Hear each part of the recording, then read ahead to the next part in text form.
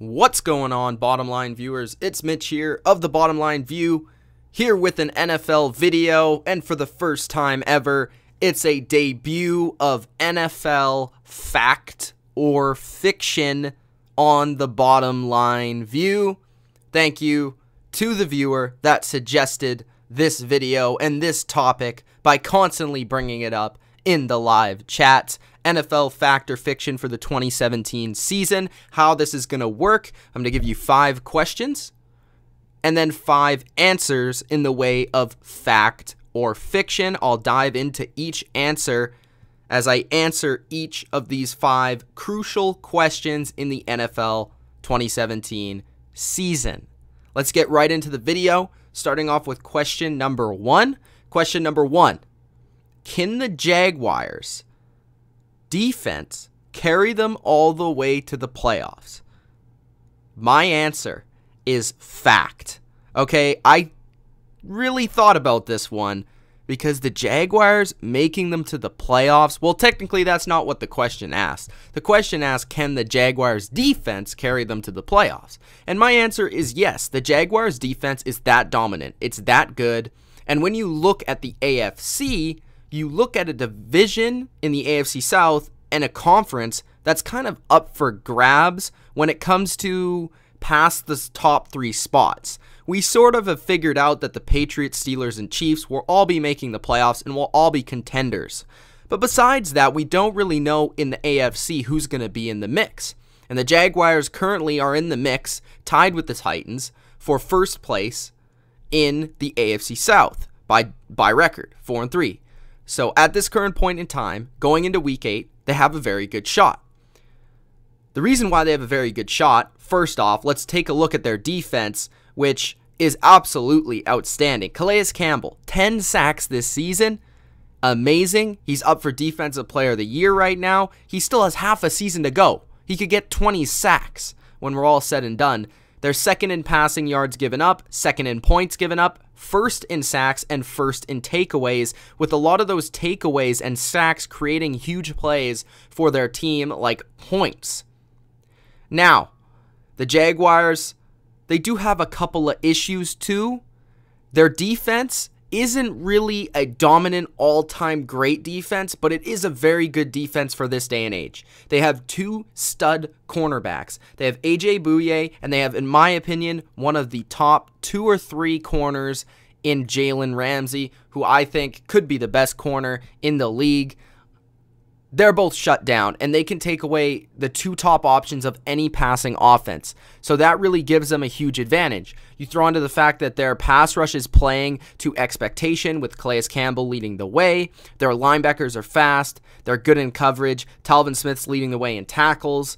They have a really good overall defense. But for whatever reason, when you separate the individuals as a collective group, they're actually 30th in run defense. That is an issue. That makes them 14th in total yards when you add up 2nd in pass yards and 30th in run defense. That makes them 14th in total yards. That's pretty average, right? So that is a little bit of an issue. Now, I think they have the talent to fix that issue, but we haven't really seen them consistently stop the run quite yet this season, and especially if you're going to have to get past a team like the Titans, who they've already lost to this year, it's going to be difficult because they need to dominate in that facet of the game in order to win, because their offense isn't going to score a ton of points. Their defense is the reason they're going to make it. Now, the reason why I see them making it is because there are a lot of easy games that they can play. And their offense is really built to sustain success with this defense. Their offense is first in rushing this year. So that is awesome. They're also a crappy 28th in passing, but let's get past that. First in rushing, Leonard Fournette's awesome. As long as he's healthy, they'll be good to go.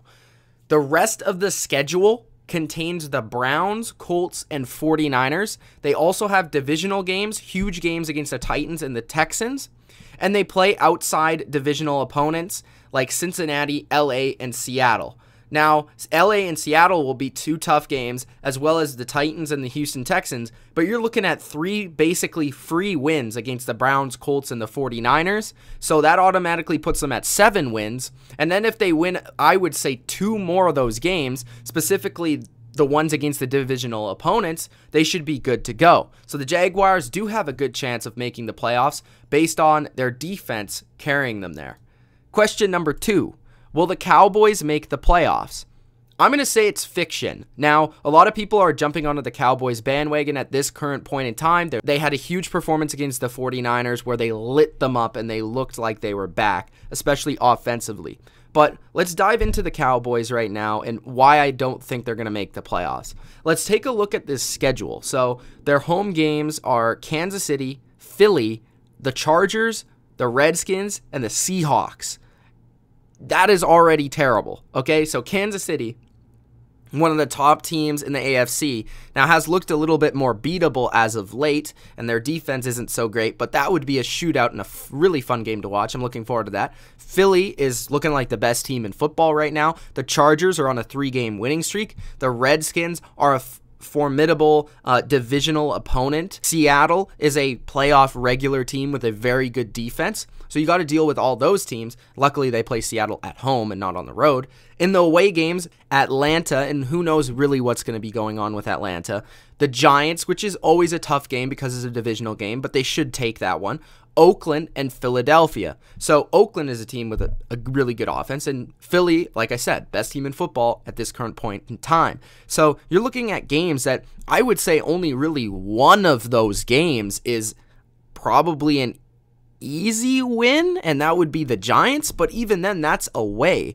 I still think games like the Chargers could come down to the wire, games with Oakland would come down to the wire, and games with Washington and Atlanta would come down to the wire. And I certainly don't know if they'd beat Philly. I'd probably give them one win there. Seattle is going to be very physical and tough, and Kansas City is going to be tough. So for me, I'm looking at the schedule, and I just don't know if I see it happening. There isn't a single easy game in this schedule. If the Cowboys make it, I'll give them a ton of credit, and I'll give them all the credit in the world, and they could be a potential sleeper team if they get through this schedule and make the playoffs and make probably a wild card. But that looks very tough at 3-3 already with 3 losses. You're telling me that they're going to only have 1 or 2 or 3 losses going into the playoffs out of this schedule? That's very tough. Now, the Cowboys offense is top-notch. Dak Prescott's playing even better than he was last year. Zeke seems to be finally back in 2016 form, but the defense just isn't there, and that makes for an overall inconsistent team. You put that with the schedule, an inconsistent team, only a real good offense and not such a good defense, and now the defense could improve, but I'm not exactly sure. Not to mention there's a looming distraction and potential suspension of Zeke Elliott. But if that does happen, that's going to take the steam right out of this team. So for me, I'm going to say that the Cowboys don't make the playoffs, and I'm going to say this is fiction. Question number 3. Will the Rams win the NFC West? Fiction. Now, I love the Rams. I think they are a potential playoff team, but just like the Cowboys, they have a lot of tough tests this season coming up. They really haven't had a ton so far. They've had a couple of impressive victories, don't get me wrong, but at the same time, they have their tougher end of their schedule coming up. They have 1, 2, 3, 4, 5, 6 potential playoff teams coming up on their schedule. The Texans, the Vikings, the Saints, the Eagles, they play in Seattle, and they play in Tennessee. So those are all difficult games with all teams that could end up making the playoffs. Although I love the story of the Rams, I just don't see them securing the NFC West. I do see them making a playoff spot, and it's still likely because Sean McVay is on such a roll. He's coaching this team up. This offense is extremely tough to stop. There's so many playmakers out there. Todd Gurley's playing his best football ever. They got playmakers like Tavon Austin, Sammy Watkins, Robert Woods, all playing good ball. Jared Goff is surprisingly awesome this year, and their defense is improving every single game. So I don't count them out for making the playoffs. I just look at the Rams schedule compared to the Seahawks schedule. The Seahawks already beat the Rams. So for me, I'm leaning towards the Seahawks, as well as their experience and as well as their known factor of I know what I'm getting from them. So I'm leaning towards them. But don't get me wrong. If the Rams do it, they're legit. I mean, if they win this division, through that schedule, they're officially legit. I just am not quite believing that they can pull this off through this schedule quite yet. So that's my opinion on that. The Rams will not win the NFC West. Question number 4. Are the Patriots back? Fact. The Patriots are back. They're only giving up 13 points a game in the last 3 games. We all know that their defense was their issue. It was their struggling point. Their offense is first in the NFL. That's not the big issue. Their defense was the issue through the first 6 games or so. And there is a lot of, people counting the Patriots out as a Super Bowl legitimate contender because of that defense. But over the past 3 games, they've only given up 13 points, and that was without 2 of their top 3 corners. Stephon Gilmore and Eric Rowe have been out, and I think a big reason why they've been able to return to at least a formidable defense, now not the number 1 defense we saw last year, but a formidable defense so far, is there's been players stepping up like Kyle Van Noy, Johnson Batamosi, who knew is a special teamer from the Lions that they picked up. They've got rid of those communication errors. They're playing a more simpler defense that's working for them. They're playing a lot more man-to-man. They're stopping the run a ton better. Their technique and fundamentals are better. And Bill Belichick and Matt Patricia are doing a great job coaching. Now, they recently have taken a hit on that side of the ball. Dante Hightower, arguably their best defensive player, is out with an injury. So how are they going to replace him? I think, obviously Shea McClellan is coming back, but when you look at Hightower, he's been out the same amount of plays that he's played this year. So there is a lot of questions regarding Hightower and his future because he is becoming the Gronk of the Patriots defense. We know what this offense is and what this offense can do, especially in the pass game with all its weapons. And Brandon Cooks is gaining more chemistry with Tom Brady every single week that goes on. And the offense really has actually seemed to complement the pass game now with a good running game. They ran for over 160 yards against the Falcons. Their run game is back, and they've ran for well over 4 yards a carry the last 3 games with their 4 running backs that they have in rotation, with Dion Lewis leading the way, looking like their most explosive runner. Mike Gillislee, Rex Burkhead, James White, all pitching in. Now, the Patriots are always good. They're always good. It's always a matter of, are they going to win the Super Bowl? That's always the question. And I can't give you that answer yet, but I can say that the Patriots are going to be in the mix and they're going to be a contender. They always aim to play better throughout the season, so I feel like we haven't seen the best of the Patriots quite yet. We'll just see in January. They still have a couple of flaws, but their flaws are fixing up quick, so definitely the rest of the NFL should be on watch. The Patriots are back. Fact. Question number 5. Are the Eagles for real? Fact. Now, AC is going to be very happy about this one. They are the best team in football right now. They do have very nice qualities that equate to winning in the NFL, even in the biggest of games. And Philadelphia, as we know, never won a Super Bowl before as a franchise, but it looks like they're on their way there, at least in the next couple of years. Big reason for that is they have a top 5 QB now. Yes, top 5 QB. Carson Wentz is the man. He's an MVP candidate. He's arguably the MVP. He's a beast. He does it himself. He can run. He can pass. He has a great arm. He's a leader, and everybody believes in him.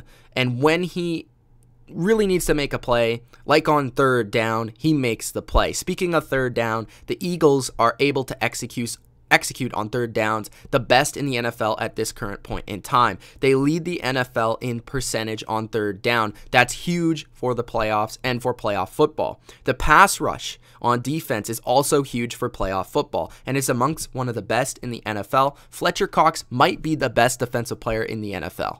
A lot of people aren't talking about him, but right now he's outstanding. And with those 3 key qualities I just spoke of, 3rd down percentage, quarterback that's unreal, and pass rush, this is a team that has many qualities to go very far in the playoffs and potentially even win the Super Bowl. They're shaping up very nice and as the number 1 contender in the NFC. So are the Eagles for real? Fact. That's Fact or Fiction, part number 1 of the 2017 NFL season. It's Mitch of the Bottom Line View. Hope you guys enjoyed. If you did, subscribe to the channel, like the video. Peace out.